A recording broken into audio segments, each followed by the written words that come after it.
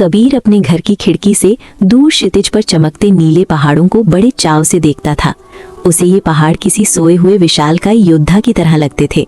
वो हमेशा सोचता था कि ये पहाड़ वहाँ चुपचाप खड़े रहकर क्या करते हैं। एक दिन कबीर के दादाजी अभय उसके पास आए। अभय दादाजी एक वन संरक्षक रह चुके थे और पहाड़ों को अपनी हथेली की तरह जानते थे।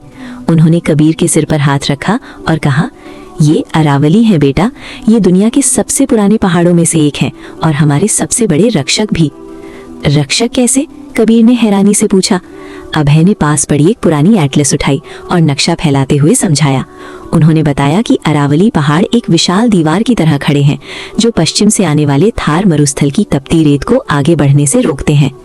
कबीर ने अपनी आंखें बंद की और कल्पना की।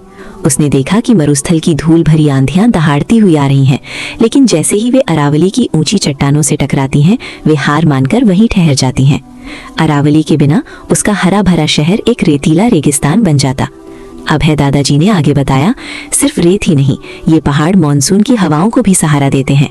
इनके जंगल बादलों को रोकते हैं जिससे बारिश होती है। पहाड़ों की दरारें बारिश के पानी को सोखकर जमीन के नीचे भेजती हैं, जिससे हमारी कुएं और नदियां जिंदा रहती हैं।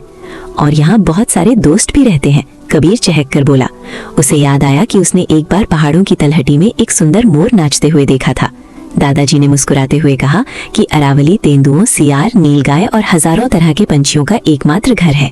अचानक अभय दादाजी का चेहरा उदास हो गया। उन्होंने दूर एक पहाड़ की ओर इशारा किया जो आधा कटा हुआ था। लेकिन कबीर, इंसान इन पहाड़ों को पत्थरों और खनिज के लिए बेरहमी से काट रहे हैं। अगर ये ढाल टूट गई तो रेगिस्तान हमें निगल जाएगा और जानवरों का घर छिन जाएगा। कबीर को डर लगने लगा। उसने कल्पना की कि पहाड़ गायब हो गए हैं और उसके स्कूल के खेल के मैदान में सिर्फ सूखी रेत और कंटीली झाड़ियां बची हैं। उसने महसूस किया कि अरावली को बचाना सिर्फ पहाड़ों को बचाना नहीं, बल्कि खुद को बचाना है। हम क्या कर सकते हैं दादाजी? कबीर ने दृढ़ निश्चय के साथ पूछा। अभय मुस्कुराए और उसे एक छोटा सा पौधा और एक फावड़ा दिया। उन्होंने कहा, जागरूकता फैलाओ और जितने हो सके पेड़ लगाओ। हर एक आवाज पहाड़ों की रक्षा के लिए एक पत्थर का काम करेगी। अगले दिन कबीर ने अपने हाथ में एक बड़ा सा पोस्टर लिया जिस पर लिखा था, अरावली बचाओ। वह अपने दोस्तों के साथ खड़ा हो गया। उसे पता था कि भारत की ये सदियों पुरानी ढाल अब उसकी और हम सबकी जिम्मेदारी है। अरावली सिर्फ पहाड़ नहीं, हमारी ढाल है। अगर ये टूटे तो कल हमारा वजूद भी टूट जाएगा। आइए आज ही आवाज उठाएं, अरावली बचाओ, भविष्य बचाओ। अगर आपको ये कहानी पसंद आए तो वीडियो को लाइक करें और चैनल को सब्सक्राइब करें।